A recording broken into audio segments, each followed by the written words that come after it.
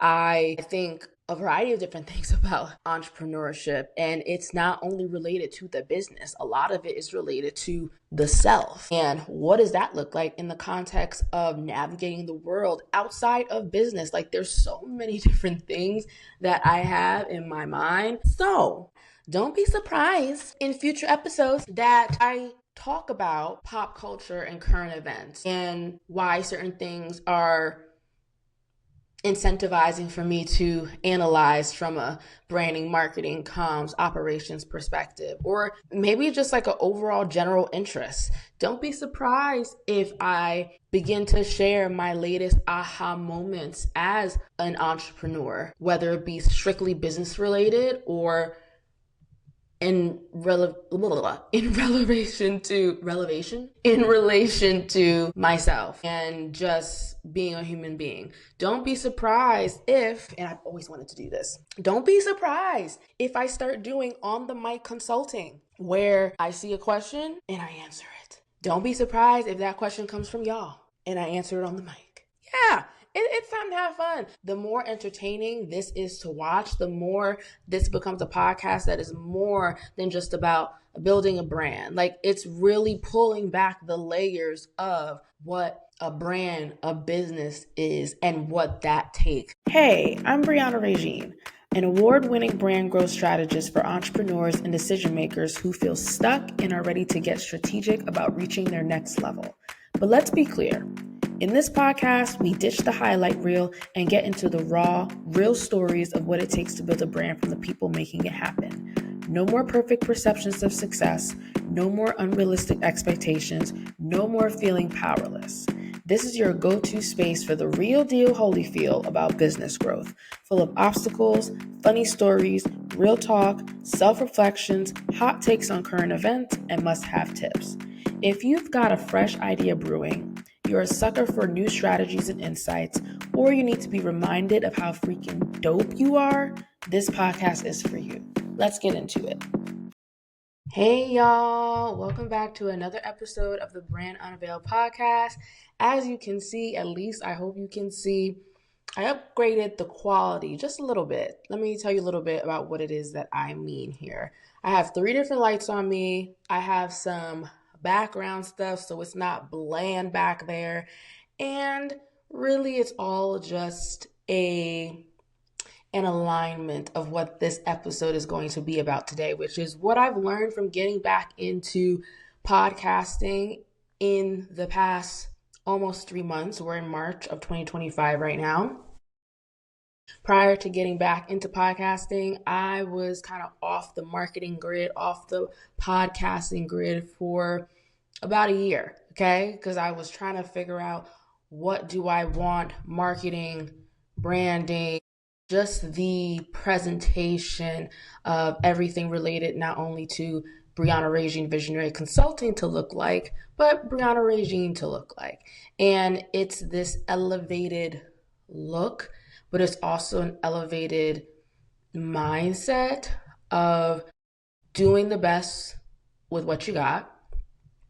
Also realizing that there is power within optimizing the quality of something with staying authentic, which sometimes may not be the best quality from an aesthetic perspective, but anyways, I'm gonna go through some of the. Let's see what I have here on my notes because I'm keeping it real. I have notes down right here. 1, 2, 3, 4, 5. So 5 things that I've kind of realized coming back into the podcasting game, and also 5 things that I want to continue doing as well. So the first thing is the reason why podcasting works for someone such as myself is because I'm a yapper. I can talk. If I'm really passionate about something, I'm going to talk, I'm going to yap about it. And podcasting is a long form way of producing content. And for me, it's a lot easier to have the space to be long-winded sometimes, or to go off on tangents and not feel so limited and time constricted to platforms like Instagram or TikTok. Although There is beauty in those platforms too, because when you are creating a 60 to 90-second reel or a TikTok that you don't want to be 10 minutes long because you don't have the audience that's going to care enough for that right now, it does force you, at least for me, to practice my talking points being more concise, or at the very least when I'm preparing to make those videos, the ones that are planned, and I'm not talking about the ones that aren't planned, it forces me to be really succinct with my talking points, which I think is an important skill. Even when I podcast, I try not to be so all over the place, but it definitely is less restricting. So that's the one thing that I've learned, is that podcasting or long form content is where my signature content should be for me right now. That's where my focus should be right now. In a perfect world, I'd operate like Gary Vee says, where my business, my agency, my personal branding stuff, we operate like a media company where we have content going out on all the social media channels where all of our target audiences exist. So that way we're engaging with all of them at the best points of entry as far as where they like to receive information. But we're not there yet. We're still small. We're still very, we're very lean. And so you have to prioritize where your efforts are going to go, without being off the grid entirely. So that's the number one thing that I've realized about podcasting, is that embrace the fact that I'm a yapper, embrace the fact that long form content is where I'm going to focus my energy on, and then you clip it and put it on the other places that prefer short form content. The second thing kind of relates to what I was mentioning when I first opened the episode. Words, what are they? Side note, what's crazy? So I didn't get a lot of sleep last night. So after church, I came home, I had breakfast, and I was like, I'm going to nap. And then when I nap, I'm going to wake up and I'm going to film the podcast. So my thoughts are together. They are together, but still, you still can fluster. Okay, so number two, the second thing that I've learned about coming back into the podcast game this year is quality over quantity matters, but finding opportunities to improve the quality is key. So if you've watched episodes, and I'm the type of person where an episode goes out, I don't rewatch it because that's just weird to me. So I don't rewatch my episodes. But what I am easily able to see the difference in quality. Some episodes, the camera quality looks like this. Right now, I'm shooting on my iPhone. My iPhone is the main camera and it's feeding into my MacBook. I also had one light in most of the episodes. Now I have three. Nothing crazy. They're a variety of ring lights and selfie lights. I had nothing in my background, so it was very blank. But there was a level of inconsistency there where sometimes I was using my iPhone camera, other times I was using my MacBook camera, and the MacBook camera is not giving for the girls. It's not giving for the girls. I was like, I can't do this. I have to use the iPhone because the quality is just so much better. And I think with the lighting here versus the lighting that's in this room is so much better. Let me know if you agree. And if you disagree, we're working on it. We're working on it. Quality over, I feel like when people hear that, they, at least for me, I'll tell you how it's evolved in my mind, and then you let me know in the comments if you relate. There was a point where that meant for me, don't stifle getting the information out there. Like, you have important information that your target audience would find useful, so just put it out. It may not have the best lighting, you may not have all of the nice equipment, whatever, right?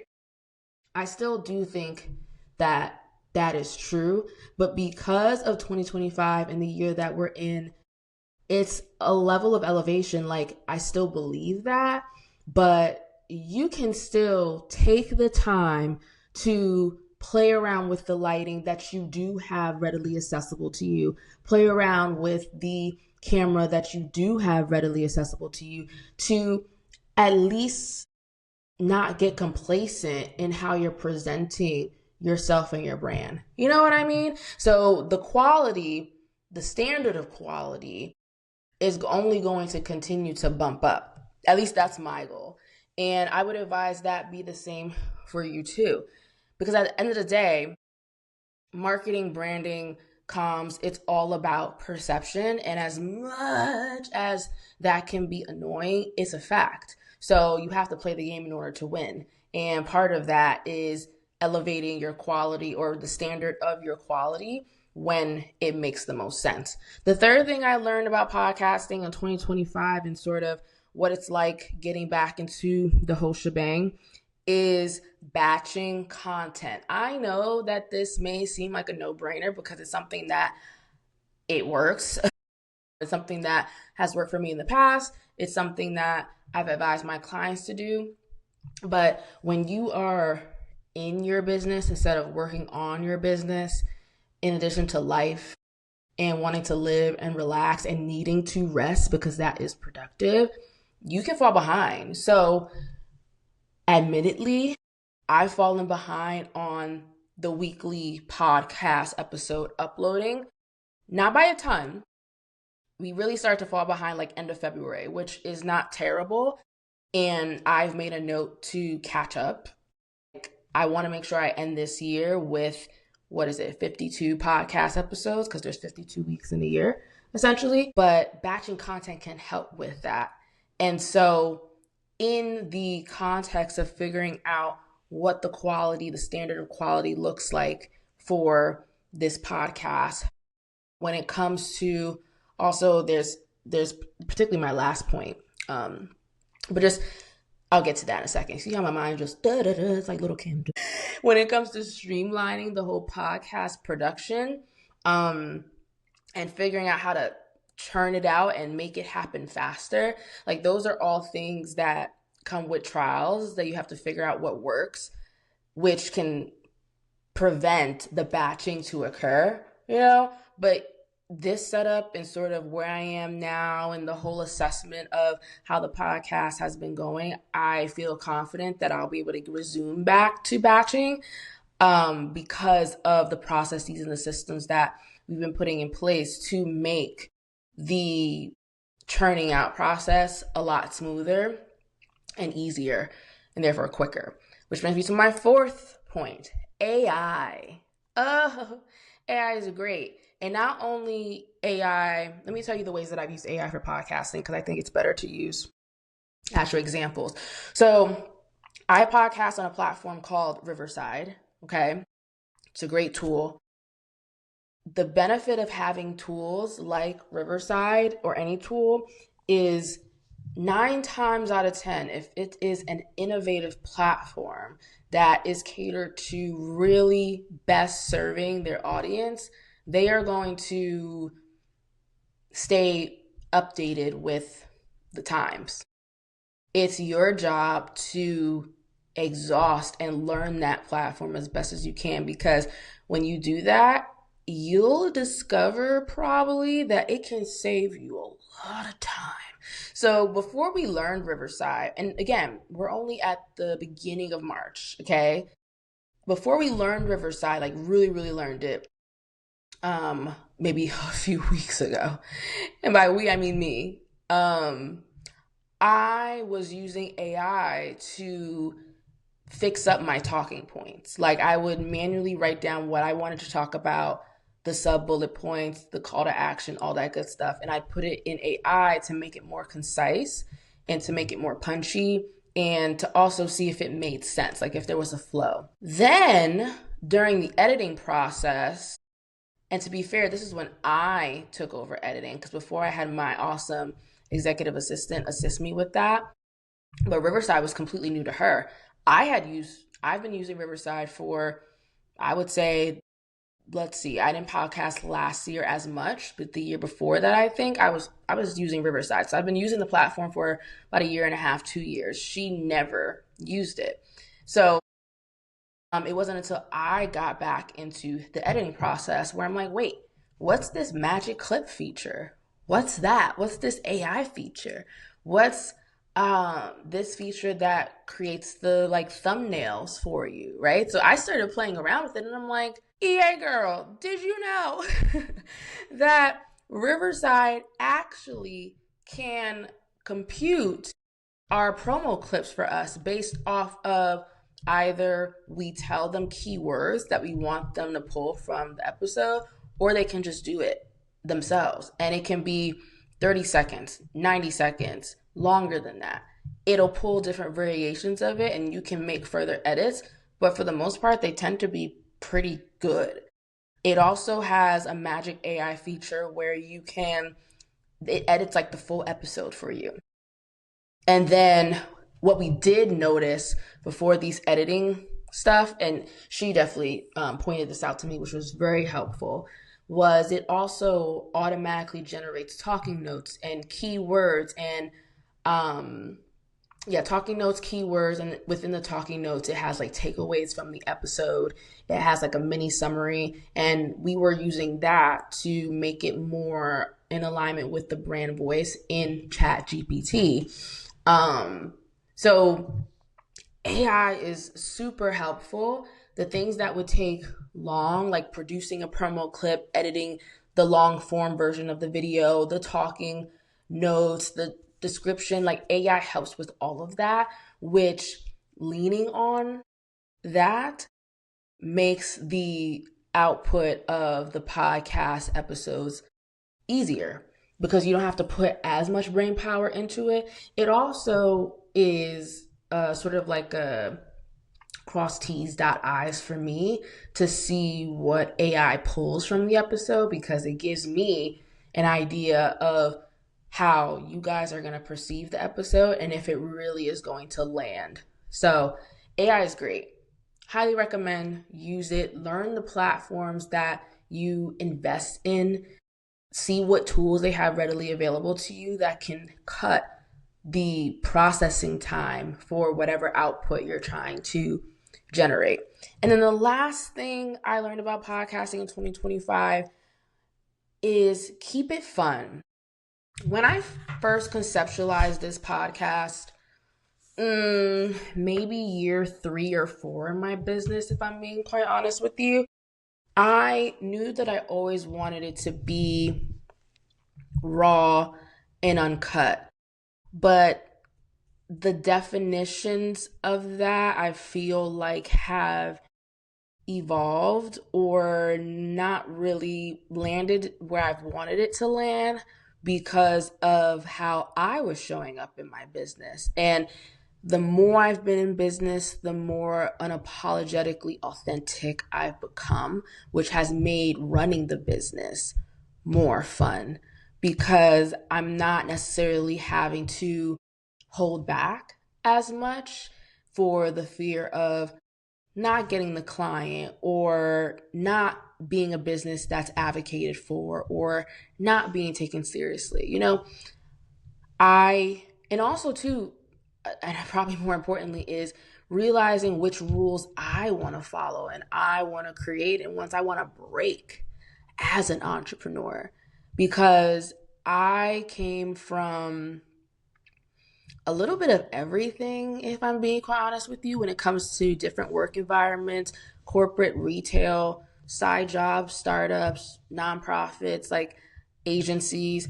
I had a little bit of experience from every kind of work environment, and I feel like that molded the first couple of years in my business and also just like my perception of what I thought a business was. It was kind of corporatized in my mind. And I feel like as far as where I want to take my business and where I've always wanted to take my business, that is inspirational. Like I've always I've always known that I've wanted to have an international presence. I've always known I wanted to have people that I work with.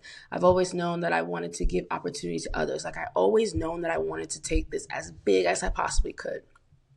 But the rules and how to get there sometimes can feel so rigid. At least that's what I was conditioned right? We're conditioned to follow the corporate model because that's what we know.